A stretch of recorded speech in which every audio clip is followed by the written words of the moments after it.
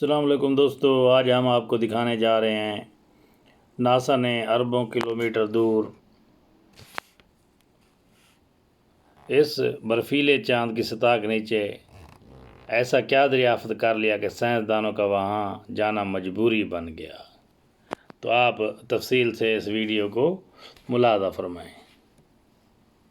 लेकिन यहाँ पर सबसे ज्यादा हैरानगी की बात यह है कि इतना ज्यादा ठंडा होने के बावजूद इसकी सरफेस के नीचे एक बहुत बड़ा समुंदर मौजूद है। यहाँ बहुत ही यूनिक गीजर्स बनते हैं।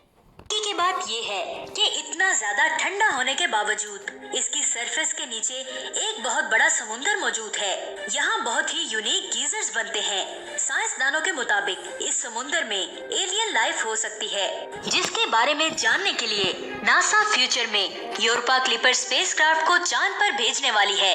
लेकिन यहाँ एक सवाल आता है, इस बर्फीले चांद पर जिसका टेम्परेचर 370 डिग्री है, तो वहाँ इतने कम टेम्परेचर में पानी का समुंदर कैसे हो सकता है, और क्या वाकई ही उसके अंदर कोई एलियन लाइफ मौजूद है? ये अमेजिंग इन्फॉर्मेशन आप जानेंगे आज के इस वीडियो में। वीडियो शुरू करने से पहले आपसे गुजारिश है कि अगर आपने हमारे इस channel if TV the science world को सब्सक्राइब नहीं किया तो बराए मेहरबानी हमारे इस चैनल को सब्सक्राइब करके वीडियो को लाइक जरूर करें, क्योंकि आपके लाइक करने से हमारा हौसला मजीद बढ़ता है। तो हमारी वीडियोस को लाइक एंड शेयर जरूर किया करें। यूरोपा को सबसे पहले गैलीलियो गैलीली ने 1610 में ढूंढा था, जिसको the father of observation astronomy भी कहते हैं। जुपिटर के कुल 79 मून्स हैं, जिनमें यूरोपा सबसे ज्यादा खास है। आप ये जानकर बहुत ज्यादा हैरान होंगे कि यूरोपा के एटमॉस्फेयर में ऑक्सीजन मौजूद है, लेकिन ये ऑक्सीजन बहुत ही कम है, जिसकी वजह से हम इंसान वहाँ सांस नहीं ले सकते। साइंसदानों ने ये पता लगाया है कि यूरोपा की सतह जो बर्फ से बनी हुई है, जिसे आइसी क्रस्ट कहते हैं, उसके नीचे एक बहुत बड़ा समुंदर मौजूद है, क्योंकि उन्होंने 2018 में हबल टेलीस्कोप की मदद से इस चांद की सतह में वाटर वेपर गीजर्स को ऑब्जर्व किया था। साइंसदानों के मुताबिक इन फव्वारों से जो पानी निकलता है वो पानी इस समुंदर का हो सकता है। यानी अगर हम इन गीजर से निकलने वाले पानी का सैंपल ले सकें, तब ही हम यूरोपा के छुपे हुए समुंदर के बारे में जान पाएंगे। इसे एक्सप्लेन करने के लिए साइंसदानों ने नासा के गैलीलियो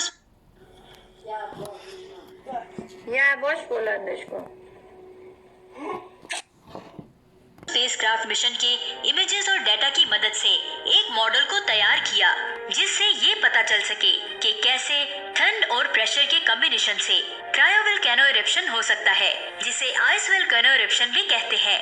यूरोपा की सूरज से दूरी करीब 780 मिलियन किलोमीटर है, जिसका टेम्परेचर -370 डिग्री सेल्सियस है। तो यहाँ पर एक सवाल आता है कि इतना कम टेम्परेचर होने के बावजूद भी साइंसदानों को क्यों लगता है कि यहाँ एक समुंदर हो सकता है?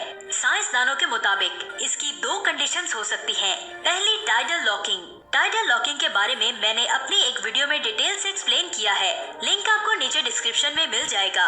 साइंसदानों के कुछ मॉडल्स के मुताबिक जुपिटर से 6,70,000 किलोमीटर की दूरी पर मौजूद यूरोपा जुपिटर से टाइडली लॉक्ड है, जिसकी वजह से ये जुपिटर के गिर्द ऑर्बिट करता है। टाइडल लॉकिंग में यूरोपा की एक साइड हमेशा जुपिटर की तरफ होती है, और जुपिटर की पावरफुल ग्रेविटेशनल फोर्स यूरोपा को अपनी तरफ खींचती है, जिसकी वजह से इसमें खिंचाव पैदा होता है, जिसे टाइडल फ्लेक्सिंग कहते हैं। और इस टाइडल फ्लेक्सिंग की वजह से पानी लिक्विड फॉर्म में रहता है। जैसे जैसे यूरोपा जुपिटर के करीब जाता है, जुपिटर की ग्रेविटेशनल फोर्स बढ़ती जाती है और यूरोपा में खिंचाव भी बढ़ता जाता है। और जैसे जैसे ये जुपिटर से दूर जाता है, ग्रेविटेशनल फोर्स कम हो जाती है और यूरोपा वापस अपनी असल शेप में आ जाता है। जुपिटर के करीब जाने पर टाइडल फोर्स या टाइडल फ्लेक्सिंग की वजह से यूरोपा की सतह के नीचे मौजूद पानी के समुंदर के उठने और कम होने की वजह से यूरोपा की सतह पर दरारें पड़ जाती हैं, जिसे रेड और ब्लू लाइंस भी कहते हैं, जो यूरोपा की सतह के नीचे एक बहुत बड़ा समुंदर होने का सबूत देती है। दूसरी कंडीशन ये है कि लाखों साल पहले एक एस्टेरॉयड यूरोपा से टकराया था, जिसकी वजह से ये क्रैक्स यूरोपा की सतह पर बन गए थे और इस धमाके से बहुत ज्यादा एक्सट्रीम लेवल की हीट रिलीज हुई थी, जिसकी वजह से यूरोपा की सारी बर्फ पिघल गई थी। लेकिन वक्त के साथ साथ टेम्परेचर ठंडा हुआ और इस चांद के ऊपर वाली सतह एक बार फिर से आहिस्ता आहिस्ता जम गई लेकिन यहाँ सबसे ज्यादा हैरानगी की बात ये है कि यूरोपा की सतह के नीचे वाली बर्फ दोबारा से नहीं जम पाई, जिसकी वजह से वहाँ एक बहुत बड़ा समुंदर बन गया जो आज भी मौजूद है। इसके पानी में सॉल्ट की मिकदार बहुत ज्यादा है, जिसकी वजह से ये समुंदर दोबारा नहीं जम सकता और इसी वजह से यूरोपा के ऊपर वाली सतह ही जम सकी।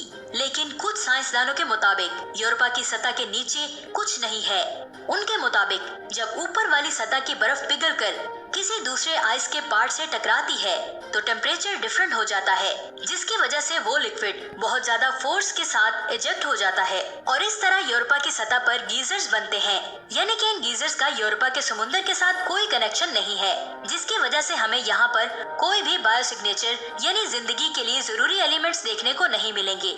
University of Texas for geophysics के डॉक्टर डॉन ब्लैंकेनशिप के मुताबिक गैलीलियो स्पेसक्राफ्ट ने यूरोपा के हाइपोथेटिक मॉडल को समझने के लिए हमें जो इन्फॉर्मेशन भेजी है वो काफी नहीं है। इसे समझने के लिए हमें और ज्यादा इन्फॉर्मेशन की जरूरत है। इसलिए साइंसदानों ने आने वाले यूरोपा मिशन में एक और फीचर ऐड किया है जिसका नाम है रीजन, यानी कि radar for Europa assessment and sounding ocean to near surface. Region Europa की ओशन और आइसी क्रस्ट का इंफ्रारेड इमेज कलेक्ट करेगा और इसके समुंदर की डीप में जाकर स्टडी करेगा, जिसकी वजह से हम यूरोपा के बारे में और भी डिटेल जान पाएंगे।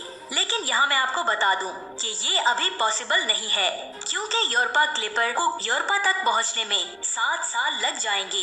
इसी दौरान यूरोपा के ओशन को स्टडी करने के लिए साइंसदान सबमरीन स्पेसक्राफ्ट को भी डिजाइन कर रहे हैं। जी हाँ, आपने सही सुना, ये एक ऐसा एडवांस टेक्नोलॉजी स्पेसक्राफ्ट होगा जो न सिर्फ यूरोपा की सतह पर लैंड करेगा बल्कि उसकी सतह के नीचे छुपे हुए समुद्र में भी जाएगा। लेकिन यहाँ एक सवाल आता है, इस तरह के स्पेसक्राफ्ट को बनाने में हमें कितना टाइम लगेगा? ये तो वक्त ही बताएगा। लेकिन यहाँ एक और अमेजिंग सवाल आता है, क्यों साइंसदान हमारे सोलर सिस्टम के 170 मून्स को छोड़ के सिर्फ इसी चांद पर जिंदगी तलाश करने की भरपूर कोशिश कर रहे हैं? यूरोपा की सतह और एनवायरनमेंट जुपिटर के दूसरे मून्स गैनीमेड और कैलिस्टो से काफी मिलती जुलती है। यहाँ तक कि सैटर्न के सबसे बड़े चांद एनसेलेडस पर भी गीजर्स मौजूद हैं, जिसके ऊपर मैं ऑलरेडी वीडियो बना चुकी हूँ। लिंक आपको नीचे डिस्क्रिप्शन में मिल जाएगा। मगर सिर्फ पानी का ही मौजूद होना लाइफ की पॉसिबिलिटी को इंश्योर नहीं करता, बल्कि बहुत सारे कई और फैक्टर्स होते हैं, जिनमें से एक फैक्टर यूरोपा पर पाया जाता है कि यूरोपा का ओशन उसके सी फ्लोर और कोर से डायरेक्टली कनेक्टेड है और हमारी जमीन के समुद्र भी सी फ्लोर और कोर से डायरेक्टली कनेक्टेड है। जब आप हमारी जमीन के समुद्र की सतह को स्टडी करेंगे तो आपको ये पता चलेगा कि समुद्र में रहने वाले तमाम जानदार समुद्र के ऊपर नहीं बल्कि समुद्र की सतह के पास जिंदा रहते हैं। आप जैसे जैसे समुद्र की सतह से दूर जाते जाएंगे वैसे ही आपको फिश और दूसरे जानदार कम दिखाई देंगे। तो शायद ऐसा हो सकता है कि यूरोपा के ओशन की सतह पर भी एलियन लाइफ मौजूद हो। फाइलोसिलिकेट ये एक ऐसा मिनरल है जो यूरोपा पर पाया गया है, लेकिन यहाँ पर एक सवाल आता है कि ये मिनरल यूरोपा की सतह पर कैसे पहुँचा? जब एस्ट्रॉइड्स या कॉमेट्स यूरोपा से टकराए थे तो हो सकता है ये मिनरल इनमें मौजूद हो।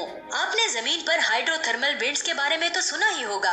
हाइड्रोथर्मल विंड्स आमतौर पर समुद्र में एक्टिव वोल्केनोज की जगह पर पाए जाते हैं और ये समुद्र की सतह पर गीजर्स या हॉट स्प्रिंग्स की तरह काम करते हैं। ये विंड समुद्र के नीचे एक इंडिपेंडेंट इकोसिस्टम की तरह काम करते हैं, जिसमें सूरज की रोशनी की कोई जरूरत नहीं होती। हमारी जमीन पर ये हाइड्रोथर्मल विंड्स समुद्र की सतह पर गर्म स्प्रिंग्स की तरह होते हैं। यहाँ गर्म पानी जमीन की क्रस्ट की वजह से ऊपर उठा रहता है, जिसमें बहुत ज्यादा मिनरल्स मौजूद होते हैं।